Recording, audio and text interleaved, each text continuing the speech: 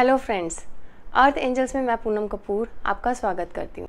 हमारे ऐसे बहुत से क्रीपर प्लांट्स हैं जैसे कि मनी प्लांट, सिंगोनियम, फिलोडेंड्रम, मॉन्स्टेरा और भी बहुत सारे प्लांट्स जिनमें एरियल रूट्स निकलती हैं। इन एरियल रूट के दो फंक्शंस होते हैं। एक तो ये हमारे एटमॉस्फेयर से मॉइस्चर लेके हमारे प्लांट की ग्रोथ में हेल्प करती हैं और दूसरा इन सभी प्लांट्स में इनका जो स्टेम है वो बहुत हार्ड नहीं होता, तो ये प्लांट इन एरियल रूट्स की हेल्प से उनकी सपोर्ट से ग्रो करते हैं। और जहाँ भी इनको जैसे कि किसी वॉल की सपोर्ट, किसी पेड़ की सपोर्ट या किसी भी अगर हम जैसे मॉस्टिक की सपोर्ट देते हैं तो ये एरियल रूट्स जो हैं वो उसमें अपनी ग्रिप बना लेती हैं और इस प्लांट को सीधा ग्रो करने में हेल्प करती हैं। तो इस तरीके से इन एरियल रूट्स की हेल्प से ये प्लांट एक तो ब्यूटीफुली ग्रो करते हैं और दूसरा इस प्लांट को एक्स्ट्रा मॉइस्चर मिलता है तो इसकी लीव्स का साइज काफ़ी बड़ा हो जाता है। तो इसीलिए मोस्टली हम इन प्लांट्स को ग्रो करने के लिए मॉस्टिक की हेल्प लेते हैं। मॉस्टिक को इन प्लांट्स पे ग्रो करने के लिए हम इसलिए यूज़ करते हैं क्योंकि जो मॉस ग्रास होती है वो अपने में बहुत सा मॉइस्चर रिटेन करके रखती हैं। तो अगर हम इस प्लांट में वाटरिंग नहीं भी करते और हम अपनी मॉस्टिक को वाटर कर देते हैं तो ये मॉस ग्रास जो है वो अपने में मॉइस्चर रिटेन करके रखती है और जब ये एरियल रूट्स होती हैं वो इस मॉस ग्रास से ही अपना मॉइस्चर लेती हैं। तो इस तरीके से मॉस्टिक पे इन प्लांट्स को ग्रो करने के हमें दो फायदे हो जाते हैं। एक तो हमारे प्लांट की ब्यूटी बढ़ती है, प्लांट देखने में बहुत ही खूबसूरत लगता है, और दूसरा जब हमारे प्लांट को सफिशिएंट मॉइस्चर मिलता है तो हमारे जो प्लांट की लीव्स काफ़ी बड़े साइज़ की हो जाती हैं। लेकिन इसमें एक प्रॉब्लम ये आती है कि जो मॉस्टिक्स हम बाज़ार से ख़रीदते हैं, मार्केट से ख़रीदते हैं, उनमें क्या होता है कि लोहे की बहुत पतली जाली लगी होती है। जब अपने प्लांट में वाटरिंग करते रहते हैं तो थोड़े टाइम में रस्ट की वजह से वो जाली गलने लगती है। तो कुछ ही समय में जो मार्केट से लाई हमारी मॉस्टिक का हाल कुछ ऐसे होता है और जो हमारा एक बहुत ही खूबसूरत दिखने वाला प्लांट बिल्कुल ख़राब हो जाता है। तो आज के इस वीडियो में फ्रेंड्स मैं आपके साथ यही शेयर करूंगी कि घर पे हम एक बहुत ही ड्यूरेबल मॉस्टिक बहुत कम कॉस्ट पे कैसे बना सकते हैं। जो घर पे हम मॉस्टिक बनाएंगे वो काफ़ी लंबे समय तक हमारे साथ चलेगी, वो इतनी जल्दी ख़राब नहीं होगी क्योंकि उसमें ड्यूरेबिलिटी बहुत ज़्यादा है और बहुत ही कम कॉस्ट पे मैं आपको ये मॉस्टिक बनाना सिखा रही हूँ। मॉस्टिक बनाने के लिए जिस सामान की हमें रिक्वायरमेंट है वो सबसे पहले तो ये ग्रीन नेट है। ये ग्रीन नेट मोस्टली गार्डनिंग में ही यूज़ होती है, जैसे हेज वगैरह बनाने में हम यूज़ करते हैं, और ये सभी हार्डवेयर शॉप पे या ऑनलाइन भी बहुत ईजिली अवेलेबल है। जो मैं इस ग्रीन नेट को लेके आई थी मेरे को ये 8 रुपीज़ स्क्वायर फीट के हिसाब से मिली थी।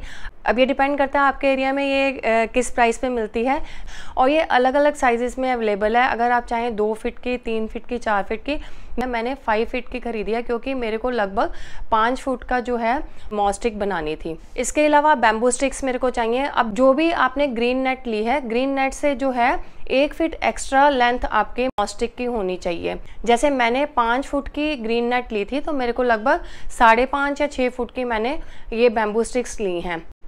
बैम्बू स्टिक के बाद जो नेक्स्ट चीज़ की रिक्वायरमेंट है, जो सबसे इम्पॉर्टेंट पार्ट है इस मॉस स्टिक का, हमें मॉस ग्रास चाहिए। मॉस ग्रास भी इजीली प्लांट शॉप्स पे या नर्सरीज़ में बहुत इजीली मिल जाती है, नहीं तो ऑनलाइन भी अमेज़ॉन पे हर चीज़ ये अवेलेबल है।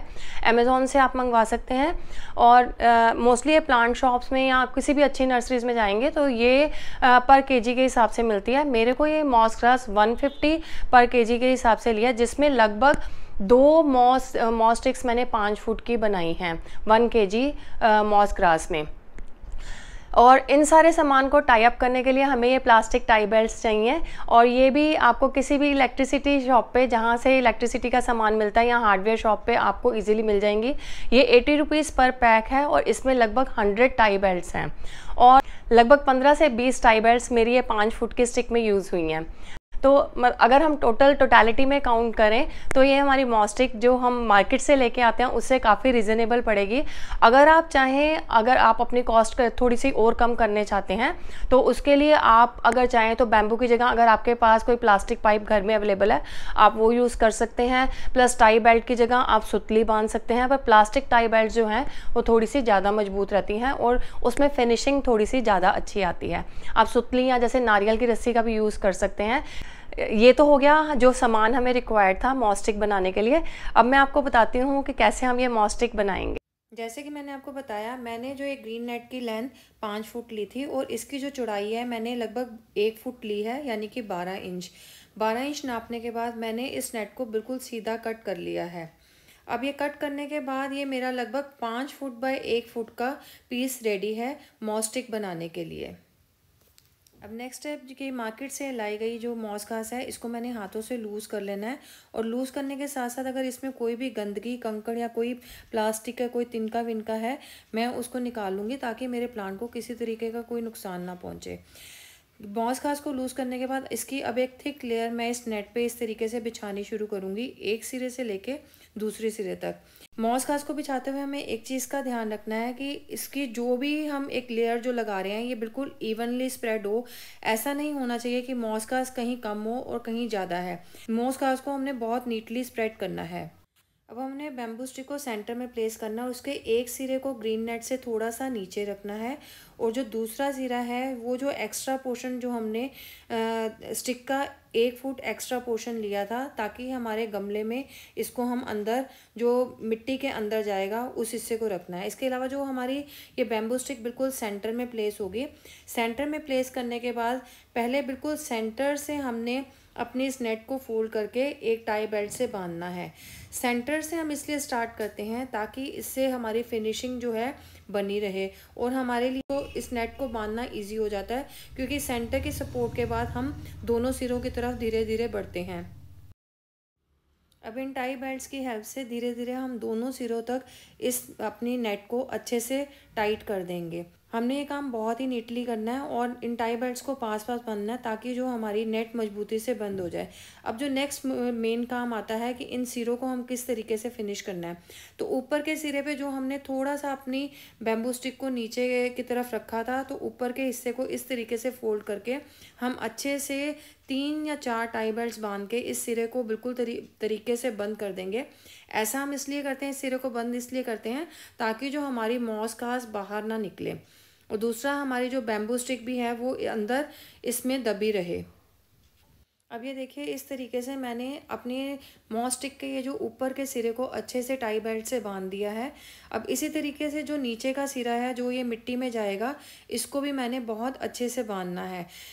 इन दोनों सिरों को हम इसलिए अच्छे से बांधते हैं क्योंकि जितने अच्छे से अगर हम अपने इन दोनों सिरों को बांधेंगे हमारी मॉस घास अपनी जगह से हिलेगी नहीं और जो हमारी जो मॉस स्टिक है वो एक लंबे समय तक मजबूती से चलेगी। तो इस तरीके से हमने ये दोनों सिरों को बिल्कुल बंद कर देना है। इन दोनों सिरों को बंद करने के लिए अब हम फिनिशिंग के लिए जो टाई बेल्ट्स का जो एक्स्ट्रा पार्ट है इनको कट करना शुरू कर देंगे। और ये एक एक करके जितना भी ये जो टाई बेल्ट्स में एक्स्ट्रा पार्ट है मैंने ये सारे टाई बेल्ट के एक्स्ट्रा पार्ट मैंने कट कर दिए हैं। अब ये एक्स्ट्रा पार्ट कट करने के बाद देखिए मेरी जो है मॉस स्टिक एकदम नीट एंड क्लीन हो गई है और अब ये मॉस स्टिक बिल्कुल रेडी है मेरे पॉट की खूबसूरती बढ़ाने के लिए। तो फ्रेंड्स देखिए इस तरीके से हमने बहुत बढ़िया एक मॉस स्टिक घर पे तैयार कर लिया है, बहुत रिजनेबल कॉस्ट पे और बहुत ड्यूरेबल। तो मैं ये मानती हूँ कि जो मनी प्लांट या पोथोस या कुछ ये जो क्रीपर प्लांट्स हैं ये लगभग हर प्लांट लवर के घर में होते हैं और मॉस स्टिक भी ऐसी चीज़ है जिसके घर में भी मनी प्लांट है वो मॉस स्टिक ज़रूर रखता है। तो फ्रेंड्स जैसे ही वीडियो ख़त्म होती है आप भी मटेरियल सोर्स कीजिए और अपने प्लांट के लिए अपने हाथों से मॉस स्टिक बनाएं क्योंकि मुझे ऐसा लगता है कि अगर हम अपने प्लांट्स के लिए अपने हाथों से कुछ क्रिएट करते हैं तो वो चीज़ हमें अलग ही खुशी देती है। एटलीस्ट मैं बहुत अच्छा फील करती हूँ जब अपने प्लांट्स के लिए मैं खुद कुछ अपने हाथों से बनाती हूँ। तो फ्रेंड्स अगर वीडियो आपको पसंद आई हो तो उसको लाइक और शेयर करना ना भूलें और अगर मेरा चैनल अभी तक सब्सक्राइब नहीं किया तो प्लीज़ मेरा चैनल सब्सक्राइब कीजिए और इसी तरह के क्रिएटिव आइडियाज़ और गार्डनिंग टिप्स के लिए बने रहिए मेरे साथ। Stay healthy, stay tuned, happy gardening.